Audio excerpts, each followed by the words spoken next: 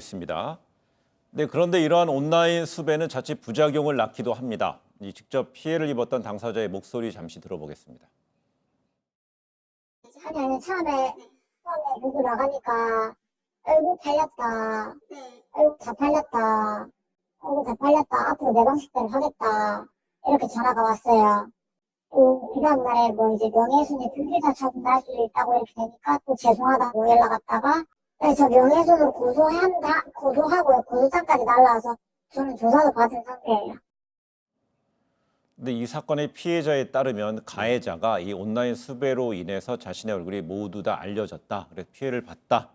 명예훼손 혐의로 고소했다는 거군요. 그렇게 고소를 하겠다고 지금 얘기를 했죠. 근데 예. 저는 타당하지 않다고 봐요. 그러니까 본인이 정말 나쁜 행동을 한 거 아니겠습니까? 네. 폭행도 하고 저거 도로에서 저렇게 차를 세워놓고 뒤에 오는 차에 가서 저렇게 협박을 하고 폭행을 행사하고 이런 행사들을 했다고 하면 저건 정말 저 가중처벌해야 되는 범죄입니다. 저건 또 요즘 가중처벌할 수 있도록 법도 바뀐 상황이고요. 예. 물론 본인이 저렇게 찍힌 것에 대해서 뭐 분노할 수는 있겠지만 본인이 저런 행동을 하지 않았으면 찍히지 않았지 않겠습니까? 저런 행동을 하고서 찍혔다고 해서 저걸 또 명예훼손 고소를 하겠다고 협박을 하는 것 자체가 저는 저런 행동을 하는 사람으로서 바람직한 태도는 아니다 이런 생각이 듭니다. 근데 며칠 전에 이 수원 노래방에서요. 그 06년생 집단 폭행 사건도 있었습니다. 폭행 영상이 인터넷에 퍼지면서 이 피해 초등학생의 신원이 밝혀지고 이 또 가해 학생들의 명확치 않은 정보 역시 이 무차별적으로 퍼졌다고 그래요. 네, 피해자의 신원까지 같이 지금 공유가 되고 있고 가해자의 얼굴은 계속 업데이트 되고 예. 있고 정체 모를 전화번호까지 이렇게 돌고 있다는 그런 얘기가 있거든요. 네. 물론 저런 폭행을 하고 가해를 한 거는 잘못된 거는 맞아요. 그다음에 네.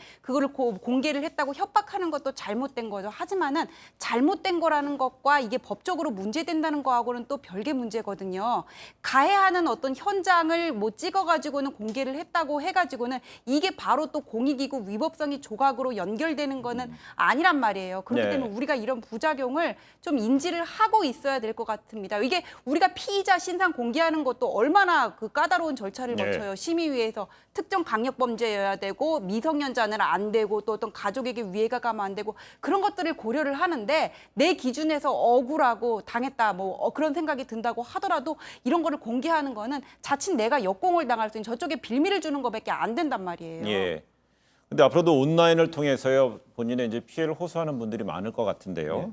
특히 온라인 수배할 때 특별히 좀 조심해야 될 점이 있지 않을까요? 그렇습니다. 명확하게 예를 들면 논란이 될 수 있는 사안, 그러니까 명확하게 피해 사실이나 아니면 가해자가 명확한 상황이면 상관이 없지만 예컨대 지금 도로에서 폭행을 행사하고 이런 네. 것들은 명확하지 않습니까? 그런데 그게 명확하지 않은데 자기가 주장하는 주장만 편집하거나 아니면 그 부분만을 따로 떼내서 네. 온라인에 올리게 되면 상대방의 주장은 전혀 반영이 안 되는 거 아니겠습니까? 그런 부분들은 명예훼손으로 고소가 될 가능성이 저는 있다고 보고요. 예. 또 하나 자기의 이익을 실현하기 위해서 편집을 하는 과정을 겪어서 만약에 CCTV나 아니면 블랙박스 영상을 올리게 되면 네. 그 자체도 다른 사람의 명예를 훼손했다고 고소를 당할 가능성도 있다. 또 하나 다른 사람이 올린 거라 하더라도 그게 명확한 사실관계가 확인되지 않은 내용을 퍼나르면 예. 퍼나른 사람도 함께 처벌을 받을 수 있는 위험성이 있다는 점들을 인지하시고 올리기 전에는 반드시 여러 가지 점들을 고려한 이후에 가능한 한 얼굴은 뭐 보이지 않도록 처리하는 이런 기술들을 동원해서 올리는 것이 바람직하지 않을까 이런 생각이 듭니다. 저희가- CCTV가 만능은 아니에요. 그럴 거면 경찰에서 뭐하러 조사를 하겠어요. 얼마 전에도 예. 어린이집 교사가 아이를 아동 학대했다고 이렇게 온라인 올랐다가 그 어린이집 교사가 스스로 목숨을 끊는 일도 있었거든요. 수사 기관에서도 그런 점들이 있기 때문에 불러서 물어보고 왜 그랬는지를 확인하는 절차를 거치는데 CCTV 이렇게 적혔는데 이거 때리는 거 맞네 하고 올리는 거는 상당히 위험합니다. 이렇게 누구를 지명 수배하고 공개 수배를 하는 것도 장기 3년 이상의 징역에 해당하고 체포영장이 발부된 경우에 하고 또 공개 수배는 6개월 이상 검거가 안 되거나 긴급할 때만 하는 네. 거거든요. 이런 점들도 알아주셨으면 좋겠어요. 보통 이런 문제를 지적할 때 피해자는요, 피해자의 자기 얼굴이 공개적으로 드러나는 것에 대해서 항상 위축이 될 수밖에 없을 것 같고요. 또한 이 방송을 보시는 경찰 관계자들이 보면은 경찰의 공개 수배도 있는데 이 피해자들이 직접 시민들이 피해 구제에 나서네로 좀 답답하고 좀 탄식도 할 것 같습니다.